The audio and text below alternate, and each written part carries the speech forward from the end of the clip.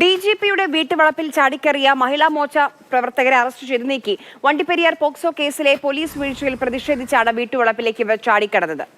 ആദ്യം ദൃശ്യങ്ങൾ.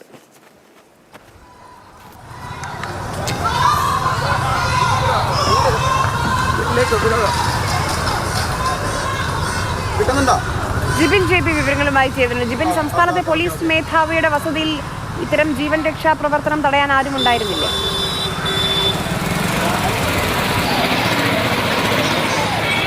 അതാണ് ഏറ്റവും വലിയ കാര്യം എന്ന് പറയുന്നത്. സംസ്ഥാനത്ത് തന്നെ ഏറ്റവും അധികം സെക്യൂരിറ്റി നിലവിലുള്ളതാണ് നമ്മുടെ DPG വരുന്ന മഹിളാ മോർച്ച സംഘം ചാടി കയറിയിരിക്കുന്നത്. വണ്ടിപ്പെരിയാറിൽ 6 വയസ്സുകാരി കൊലപ്പെടുത്തിയ പ്രതിയെ പോലീസിന് മതിയായ രീതിയിലുള്ള ശിക്ഷ വാങ്ങിക്കൊടുക്കാൻ കഴിയില്ല എന്നുള്ള തരത്തിലുള്ള ആ രീതിയിലുള്ള ആക്ഷേപം ഉന്നയിച്ചുകൊണ്ടാണ് ഈ 5 മഹിളാ മോർച്ച പ്രവർത്തകർ ഇപ്പോൾ DGP ഓഫീസിൽ DGPയുടെ വസതിയിലേക്ക് കയറിയത്.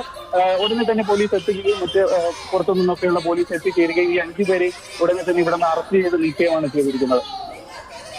ശരി.